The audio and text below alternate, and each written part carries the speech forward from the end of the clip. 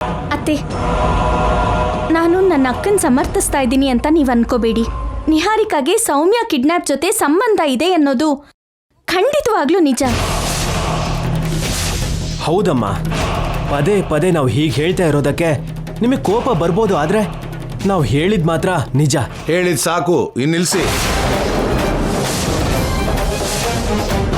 ವೇದ, ಪದೇ ಪದೇ ಈ ರೀತಿ ಪ್ರಸ್ತಾಪ ಬರೋದು ಒಳ್ಳೇದಲ್ಲ. ಇದಕ್ಕೊಂದು ಮುಕ್ತಾಯ ಹಾಡಬೇಕು. ಇವ್ರು ಹೇಳಿದ ಮಾತು ನಿಜಾನೋ ಅಲ್ವೋ ಈಗಲೇ ತಿಳ್ಕೊಳ್ಳೋಣ. ಬನ್ನಿ ಬನ್ನಿ.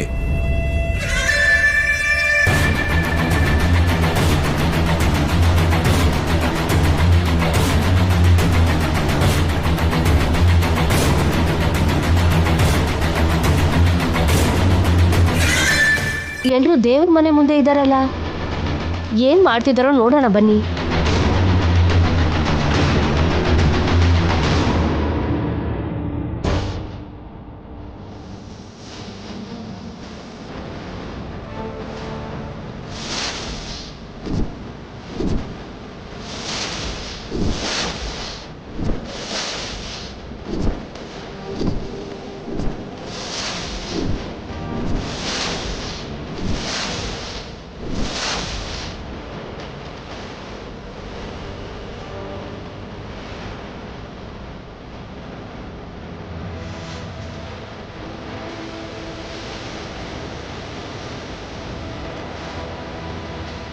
ನಿಹಾರಿಕಾ ದೇವ್ರ ಮನೆ ಒಳಗಡೆ ಕಾಲಿಟ್ಲಾ? ಅಮ್ಮನವ್ರಿಗೆ ದೀಪ ಹಚ್ಚಿದ್ಲಾ?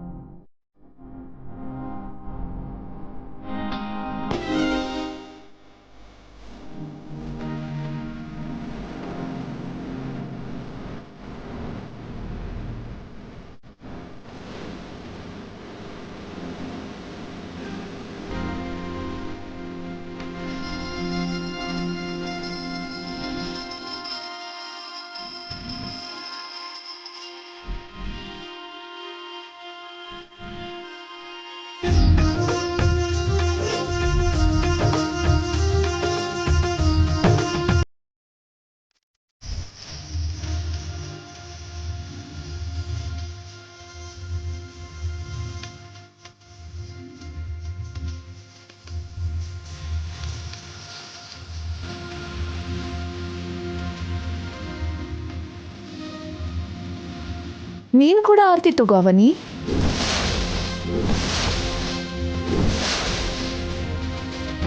ಹಲೋ, ಏನು ಆ ಥರ ಶಾಕಲ್ಲಿದ್ದೀರಲ್ಲ? ತಗೊಳ್ಳಿ, ಆರತಿ ತಂದಿರೋದು ನಿಮಗೆ. ಅವನಿ, ಏನಾಯ್ತು? ನೀವು ತಗೊಳ್ಳಿ.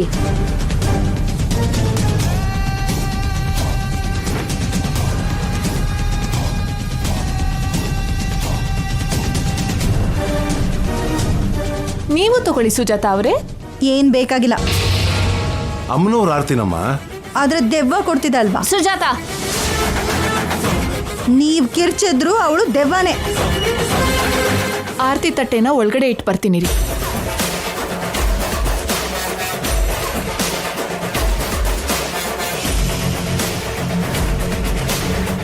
ಅಮ್ಮ ಅನ್ನಪೂರ್ಣ ದೇವಿ, ಇಷ್ಟು ದಿನ ಆದ್ಮೇಲೆ ನನಗೆ ಇಲ್ಲಿ ಕಾಲಿಡೋ ಭಾಗ್ಯನ ನೀನು ಕೊಟ್ಟಿದ್ಯಾ.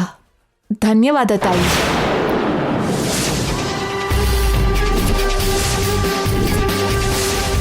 ಇನ್ಮುಂದೆ ನಾನೇ ನಿನಗೆ ಪೂಜೆ ಮಾಡ್ತೀನಿ, ದೀಪನೂ ನಾನೇ ಹಚ್ತೀನಿ, ಆರತಿ ಎಲ್ಲ ನಾನೇ ಮಾಡ್ತೀನಿ. ನೀನು ನನ್ನ ಚೆನ್ನಾಗಿ ನೋಡ್ಕೊ. ಹಾಗೆ ದುಷ್ಟರ ಕಣ್ಣು ನನ್ನ ಮೇಲೆ ಬೀಳ್ದಿರೋ ಹಾಗೆ ನೋಡು.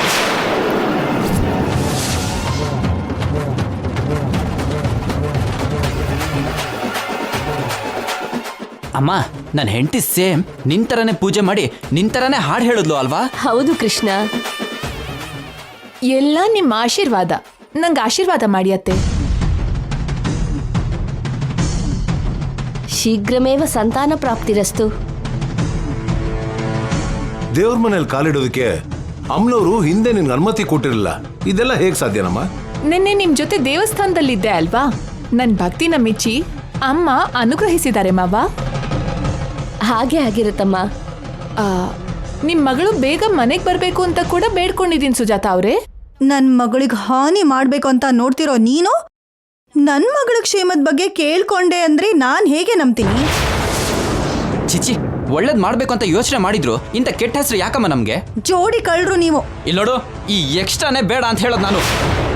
ನನ್ನ ಜಾತಕ ಹೊಂದಿರೋ ಸೊಸೆ ಯಾವತ್ತಾದ್ರೂ ಪೂಜೆ ಮಾಡೋದಕ್ಕಾಯ್ತಾ, ದೀಪ ಹಚ್ಚೋಕಾಯ್ತಾ, ಪ್ರಸಾದ ಮಾಡೋಕಾಯ್ತಾ ಅಂತ ಕೇಳ್ದೆ ಅಲ್ವಾ ಸುಜಾತ?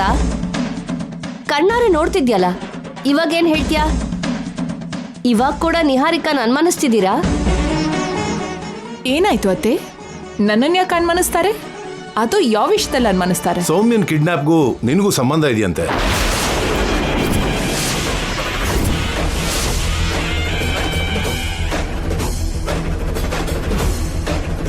ಕಿಡ್ನಾಪರ್ ಜೊತೆ ನೀನ್ ಫೋನಲ್ಲಿ ಮಾತಾಡೋದನ್ನ ಸೌಮ್ಯ ನೋಡಿದ್ಲಂತಮ್ಮ. ಅದನ್ನ ಬೇಸ್ ಮಾಡ್ಕೊಂಡು ಕೇಳೋದಿಕ್ ಬಂದಿದ್ದಾರೆ. ಇನ್ನೆಷ್ಟು ಕಾಲ ನನಗೆ ಅವಮಾನ ಅವನಿ? ನಿಜವಾಗ್ಲೂ ನಾನಂಥ ತಪ್ಪು ಮಾಡಿದ್ರೆ ಅಮ್ಮನವ್ರು ನನ್ನ ಕ್ಷಮಿಸ್ತಿದ್ರಾ? ಕ್ಷಮ್ಸಲ್ಲ. ನೆನ್ನೆವರೆಗೂ ನಿಹಾರಿಕಾನೇ ಕಿಡ್ನಾಪ್ ಮಾಡ್ಸಿದಾಳೆ ಅಂದ್ರು, ಇವಾಗ ನೋಡಿದ್ರೆ ಕಿಡ್ನಾಪರ್ಸ್ ಜೊತೆ ಸಂಬಂಧ ಇದೆ ಅಂತ ಹೇಳ್ತಿದ್ದಾರೆ. ಬಾಯಿಗೆ ಏನ್ ಬರುತ್ತೋ ಅದನ್ನ ಮಾತಾಡೋದೇನಾ? ಅದು ಬಾಯ ಇನ್ನೇನಾದ್ರೂನಾ? ಬಾಯಿ ಹೇಗಾಗುತ್ತೆ? ಡ್ರೈನೇಜ್ ಪೈಪ್ ಆಗುತ್ತೆ. ನಿಹಾರಿಕಾ ಮೇಲೆ ಅಷ್ಟೊಂದು ಅನುಮಾನ ಇದ್ರೆ ಹೋಗಿ ಕಂಪ್ಲೇಂಟ್ ಕೊಡಿ. ಇಲ್ಲೋಡು ಅಣ್ಣ, ಈ ಸುಜಾತ ಆ ಕೆಲಸ ಕೂಡ ಮಾಡಿದ್ಲು. ಪೊಲೀಸವ್ರು ಬಂದು ಇವಳಿಗೆ ಸರಿಯಾಗಿ ಬೈದು ಹೋದ್ರಲ್ವಾ? ಎಲ್ಲ ಸ್ವಲ್ಪ ಕೇಳಿಸ್ಕೊಳ್ಳಿ. ನನ್ನ ಹೆಂಡತಿಗೂ ಆ ಕಿಡ್ನಾಪರ್ಸ್ಗಳ ಮಧ್ಯ ಕಿಡ್ನಾಪ್ ವಿಷಯದಲ್ಲಿ ಸಂಬಂಧ ಇದೆ ಅಂತ ಈ ಸಲನೂ ಯಾರಾದ್ರೂ ಹೇಳಿದ್ರೆ ಸರಿಯಾಗಿರಲ್ಲ. ಒಬ್ಬೊಬ್ರಿಗೂ ನಾನೇ ಖುದ್ದಾಗಿ ನಿಂತು ಪಾಠ ಕಲಿಸ್ಬಿಡ್ತೀನಿ, ಹೇಳ್ತಾ ಇದ್ದೀನಿ. ನೀನು ನಿನ್ ಹೆಂಡತಿ ಮಾಡೋ ಮೋಸ ಎಲ್ಲ ಸದ್ಯದಲ್ಲೇ ಬಯಲಾಗತ್ತೆ ಬಿಡು. ಇನ್ನು ಸಾಕು ಸುಜಾತ. ಇಷ್ಟು ಕಾಲ ತರತರವಾಗಿ ಅನುಮಾನಿಸ್ತಾ ಇದ್ರಿ, ಇನ್ನಾದ್ರೂ ನಿಲ್ಸಿ. ಇವತ್ತು ಅಮ್ಮನವ್ರಿಗೆ ದೀಪ ಹಚ್ಚಿದ್ಲು. ಅವಳ ಪ್ರಾಮಾಣಿಕತೆ ಏನು ಅಂತ ಅರ್ಥ ಆಗೋದಕ್ಕೆ ಇಷ್ಟು ಸಾಕು.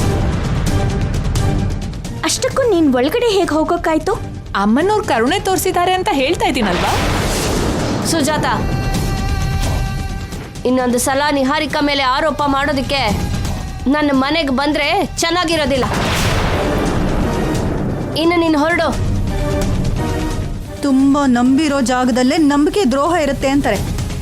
ಯಾವತ್ತೋ ಒಂದಿನ ನಿಮಗ್ ಚೆನ್ನಾಗಿ ಬುದ್ಧಿ ಕಲಿಸ್ತಾಳೆ ಬಿಡಿ.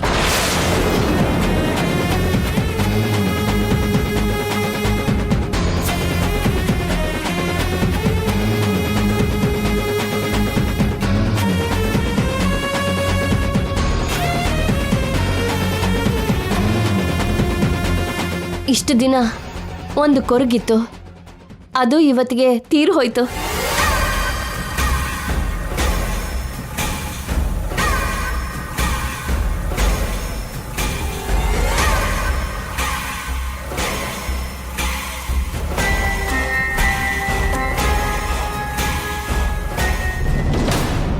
ನಾವು ನಮ್ಮ ಕಣ್ಣಾರೆ ನೋಡಿದ್ದು ನಿಜಾನಾ ಸುಳ್ಳ ಅಂತ ಏನೂ ಅರ್ಥ ಆಗ್ತಿಲ್ಲ ನಮಗೆ. ನಿಮ್ಮ ಮನೆಗೆ ಯಾವುದೇ ರೀತಿಯಲ್ಲೂ ಸರಿ ಹೋಗ್ದಿರೋ ವ್ಯಕ್ತಿ, ಜಾತಕ ಹೊಂದಾಣಿಕೆ ಆಗದಿರೋ ವ್ಯಕ್ತಿ ದೇವ್ರ ಮನೆಯೊಳಗೆ ಹೇಗೆ ಹೋಗೋಕಾಯ್ತು? ನಾವು ಅವಳ ಗುಟ್ಟನ್ನೆಲ್ಲ ಬಯಲು ಮಾಡೋಣ ಅಂತ ಬಂದ್ವಿ. ಅವಳು ವಾಪಸ್ ನಮ್ಮ ಬಾಯಿನೇ ಮುಚ್ಚಿದ್ಲು. ಯಾವುದೋ ಮಾಯನೋ ಮಂತ್ರನೋ ಕಲ್ತಿದ್ದಾಳ ಹೇಗೆ? ಅವಳು ಯಾವತ್ತೋ ಒಂದಿನ ಈ ಇಡೀ ಮನೆನ ನುಂಗ್ಬಿಡ್ತಾಳೆ. ಅಮ್ಮ ಹೇಳ್ದಾಗೆ ನಿಜವಾಗ್ಲೂ ಅಮ್ಮನವ್ರ ಆಶೀರ್ವಾದ ನಿಹಾರಿಕಾಗ್ ಸಿಕ್ಕಿರತ್ತಾ? ಏನ್ ಒಳ್ಳೆ ಕೆಲಸ ಮಾಡಿದಾಳೆ ಅಂತ ಅವಳಿಗೆ ಅಮ್ಮನವ್ರ ಆಶೀರ್ವಾದ ಸಿಗತ್ತೆ ಅಂತ ಹೇಳಿ? ಏನ್ ಒಳ್ಳೆ ಲಕ್ಷಣ ಇದೆ ಅಂತ ಅಮ್ಮನವ್ರ ಕೃಪೆಗೆ ಪಾತ್ರಳಾಗ್ತಾಳೆ ಹೇಳಿ? ಏನೋ ಮ್ಯಾಜಿಕ್ ನಡೆದಿದೆ. ನಮ್ ಕಣ್ಮುಂದೆನೆ ಎಲ್ಲ ನಡೀತು. ಮ್ಯಾಜಿಕ್ ಅಂತಿದೆಯಲ್ಲ. ಅದಕ್ಕೆ ಅಕ್ಕ ಒಳಗಡೆ ಕಾಲಿಟ್ಟಿದ್ರೆ ನಂಬೋದಿತ್ತೇನೋ, ಆದ್ರೆ ನಿಹಾರಿಕಾಗೆ ಅಂತ ಅವಕಾಶ ಹೇಗ್ ಬಂತು? ಪಾಪಿ ಚಿರಾಯು ಅಂತಾರೆ ಅಲ್ವಾ, ಅವಳು ಪಾಪ ಹೆಚ್ಚಾಗ್ತಿರೋ ಹಾಗೆ ಅವಳಿಗಿನ್ನೂ ಜಾಸ್ತಿ ಸಮಯ ಕೂಡ್ ಬರ್ತಿದೆ. ನಿಮ್ಮೆಲ್ಲರನ್ನೂ ಆಳ್ಬೇಕು ಅಂತಾನೆ ಹುಟ್ಟಿದಾಳೆ. ಮುಂದೆ ಮುಂದೆ ಅವಳು ಕಾಲನ್ ಧೂಳನ್ನ ಕೂಡ ಏನ್ ಮಾಡೋಕ್ಕಾಗಲ್ವೇನೋ ಅಂತ ಅನಿಸ್ತಿದೆ. ನಿಹಾರಿಕಾ ಟೈಮ್ ಹತ್ರ ಬಂದಿಲ್ಲ, ಅದಕ್ಕೆ ಎಷ್ಟೇ ಮೋಸ ಮಾಡಿದ್ರು ತಪ್ಪಿಸ್ಕೋತಿದ್ದಾಳೆ. ಈ ಒಂದು ಘಟನೆಯಿಂದ ನಿಹಾರಿಕಾಗೆ ಕಾಲ ಕೂಡ್ ಬಂದ ಹಾಗೆ ಅಲ್ಲ ಅಕ್ಕ. ನಿಹಾರಿಕಾ ಮನುಷ್ಯಲಾಗಿ ಬದಲಾಗೋದಕ್ಕೆ ಅಮ್ಮನವ್ರು ಕೊಡ್ತಾ ಇರೋ ಅವಕಾಶಗಳಿದು. ಆದ್ರೂ ಸರಿ, ಅವಳು ಬದಲಾಗ್ತಾ ಇಲ್ಲ. ಇನ್ನೆಷ್ಟು ದಿನಾನೋ ನೋಡೋಣ. ಅವಳ ಮಾಯೇನ ನಮ್ ಕಣ್ಣು ಕಂಡು ಹಿಡಿದೇ ಇರ್ಬೋದು, ಆದ್ರೆ ಮೇಲ್ಗಡೆ ಅವನ ಕಣ್ಣಿಂದ ತಪ್ಪಿಸ್ಕೊಳ್ಳೋದಕ್ಕಾಗಲ್ಲ. ಏನೋ ಅವನಿ, ಪರಿಸ್ಥಿತಿನೆಲ್ಲ ನೋಡ್ತಿದ್ರೆ ನಿನಗಿಂತ ಅವಳಿಗೆ ಕಾಲ ತುಂಬ ಕೂಡಿ ಬರ್ತಿರೋ ಹಾಗಿದೆ. ಆಹಾ, ಯಾವ ಕಾಲದಲ್ಲಾದ್ರೂ ದುಷ್ಟರಿಗೆ ಅಂತ್ಯ ತಪ್ಪಲ್ಲ ಅಕ್ಕ. ಅವಳ ಅಂತ್ಯದ ವಿಷಯ ಆಮೇಲೆ ನೋಡೋಣ. ಮೊದಲು ನೀವು ಹುಷಾರಾಗಿರಿ. ಅತ್ತೆ ಮೆಚ್ಚುಗೆನ ಸಂಪಾದಿಸ್ಕೊಂಡಿರೋ ಸೊಸೆ ಆಗಿದ್ದಾಳಲ್ವಾ, ಇವಾಗ ಇನ್ನಷ್ಟು ಹೆಚ್ಕೋತಾಳೆ.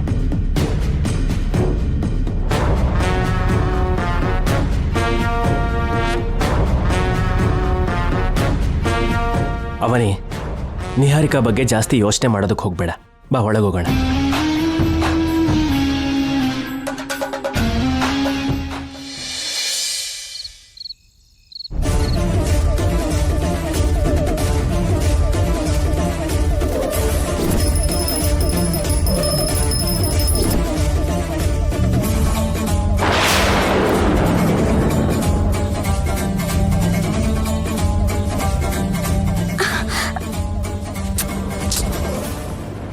ಏನಿದು?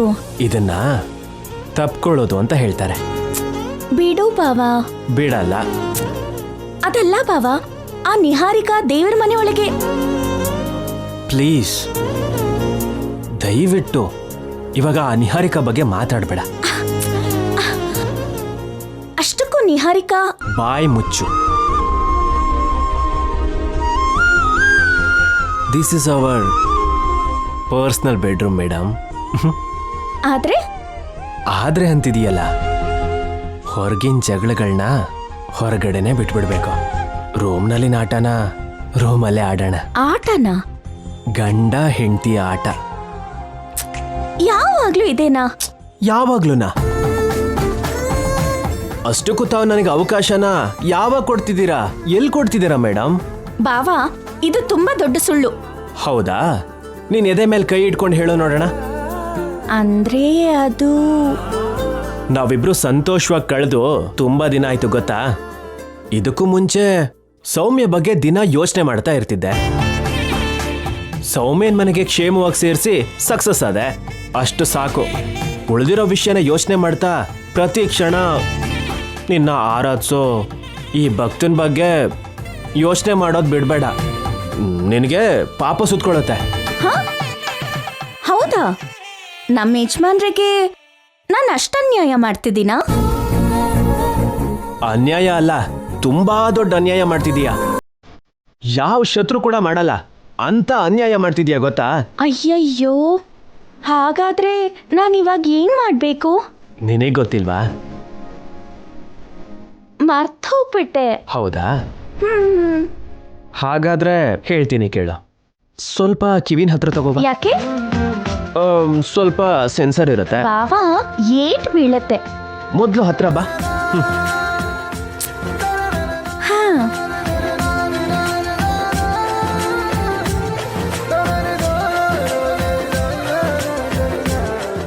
ಬಾವಾ ನಿನ್ನ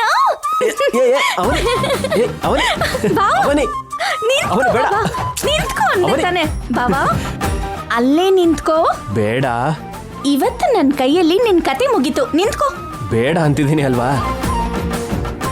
ನಿಂತ್ಕೋ. ಬೇಡ. ನಿಂತ್ಕೋ ಅಂದೆ ತಾನೆ? ನಿಂತ್ಕೋ.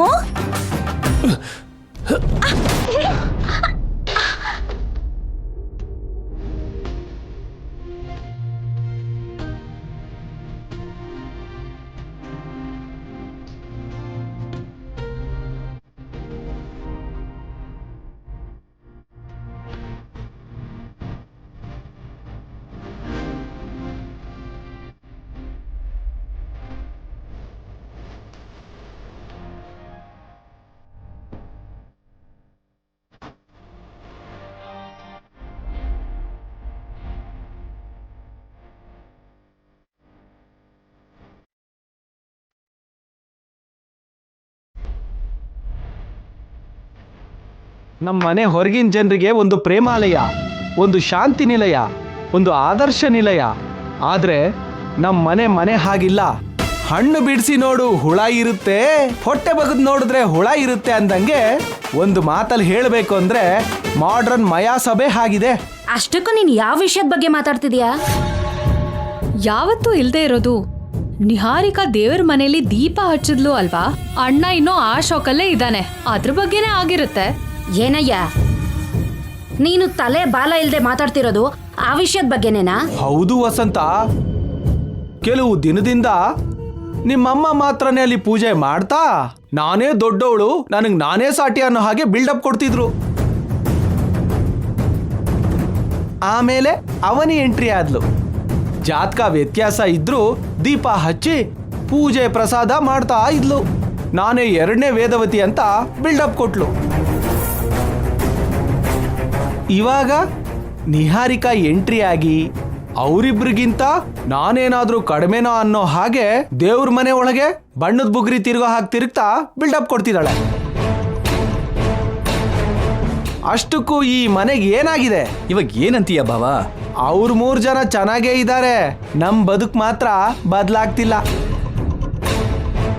ತಿಂದ್ವಾ ಮಲ್ಗದ್ವಾ ಬೆಳಗಾಯ್ತಾ, ಈ 3 ಊರ್ ಸುತ್ತಾನೆ ತಿರುಗ್ತಾ ಇದೆ. ಛೀ, ನಮ್ ಜನ್ಮಕ್ಕಿಷ್ಟು. ನನ್ನ ನಿಮ್ ಜೊತೆ ಸೇರಿಸ್ಕೋಬೇಡ ಭಾವ. ಯಾಕ್ ಪಾಪ, ನೀನೇನಾದ್ರೂ ಈ ಮನೇಲಿ ಸ್ಪೆಷಲಾ? ಎಲ್ರೂ ಅತ್ತೆ ಕೈಯಲ್ಲಿ ಕೀ ಬೊಂಬೆ ಆಟ ಆಡೋ ಗೊಂಬೆನೆ ಅಲ್ವಾ? ಶೇರ್ ಮಾರ್ಕೆಟಲ್ಲಿ ಕಿಂಗ್ ಆಗಿದ್ದೀನಿ. ನನ್ನ ನಂಬಿ ತುಂಬ ಜನ ಇನ್ವೆಸ್ಟರ್ಸ್ ಬಂದಿದ್ದಾರೆ. ಅವ್ರ ಹತ್ರ ಕೋಟಿಗಟ್ಟಲೆ ಹಾಕ್ಸಿದ್ದೀನಿ. ಕರೆಕ್ಟಾಗಿ 1 ವೀಕಲ್ಲಿ 10 ಟೈಮ್ಸ್ ಜಾಸ್ತಿ ಆಗುತ್ತೆ. ಇಲ್ಲಿ ನೋಡು, ನನ್ನ ಪಾಲು ಮಾಮೂಲಿ ಆಗಿರಲ್ಲ. ಆವಾಗ ಲಾವಣ್ಯನ್ಗೆ ಡೈಮಂಡ್ ನೆಕ್ಲೆಸ್ ಅಲ್ಲ, ಡೈಮಂಡ್ ಡಾಬನ್ನೇ ಮಾಡಿಸ್ಕೊಡ್ತೀನಿ. ಅಷ್ಟೊಂದು ಆಸೆ ಪಡಬೇಡ ರಾಧಾ. ನಾವ್ ಈ ಮನೇಲಿ ಇರ್ಬೇಕಾದ್ರೆ ನಮ್ಗೆ ಹಾಗೆಲ್ಲ ಹೇಗಾಗುತ್ತೆ? ಇಲ್ಲಿ ನೋಡಿ, ನೀವು ಪರಾವಲಂಬಿ ಜೀವಿಗಳಕ್ಕ, ನಾನು ಆಶಾಜೀವಿ, ಕಷ್ಟಜೀವಿ. ನನಗಾಗತ್ತಕ್ಕ ನೋಡಿ. ನಾನು ಈ ಮಾತು ಹೇಳ್ಬಾರ್ದಾದ್ರೂ ನಮ್ಮ ಮನೇಲಿ ನಮ್ಗೆ ಗೊತ್ತಿಲ್ದ ಹಾಗೆ ಏನೋ ನಡೀತಿದೆ. ಅದ್ರ ಪ್ರಭಾವ ನಮ್ಮೆಲ್ಲರ ಮೇಲೆ ಬೀಳುತ್ತೆ ಅಂತ ನನಗನ್ನಿಸ್ತಿದೆ. ಏನೋ ಅಂದ್ರೆ? ಅದು ಮಾತ್ರ ಕ್ಲಾರಿಟಿ ಇಲ್ಲ. ನನಗಂತೂ ನಿಹಾರಿಕಾ ವಿಷಯದಲ್ಲಿ ತುಂಬಾ ಅನುಮಾನಗಳಿದೆ. ನಮ್ ಜೊತೆ ಇದಕ್ಕೂ ಮುಂಚೆ ಹಾಗೆ ಸೇರ್ತಿಲ್ಲ, ಯಾವ ವಿಷಯನೂ ಶೇರ್ ಮಾಡ್ತಿಲ್ಲ. ಕೃಷ್ಣ ನಿಹಾರಿಕಾನೇ ಏನೇನೋ ಅವರೇ ಪ್ಲಾನ್ ಮಾಡ್ತಾ ಇದ್ದಾರೆ. ಇದಕ್ಕೂ ಮುಂಚೆ ಈ ಮನೆ ಮೇಲೆ ಒಂದು ಕಣ್ಣಿಟ್ಟಿರ್ತಿದ್ದೆ, ಇವಾಗೇನೋ ಯೋಚನೆ ಮಾಡದೆ ಬಿಟ್ಟಿದ್ಯಾ. ಇಲ್ಲಿ ನೋಡು, ಮತ್ತೆ ಡಿಟೆಕ್ಟಿವ್ ಅವತಾರ ಎತ್ತು. ನೀನು ಅನ್ಕೊಳ್ದೇ ಇರುವಂತ ಗೌರವ ಏನಾದ್ರೂ ಸಿಗ್ಬೋದೇನೋ? 1 ಕಣ್ಣಲ್ಲ, 2 ಕಣ್ಣು ಇಡ್ತೀನಿ. ಒಂದು ನಿಹಾರಿಕಾ ಮೇಲೆ, ಇನ್ನೊಂದು ಅವನಿ ಮೇಲೆ.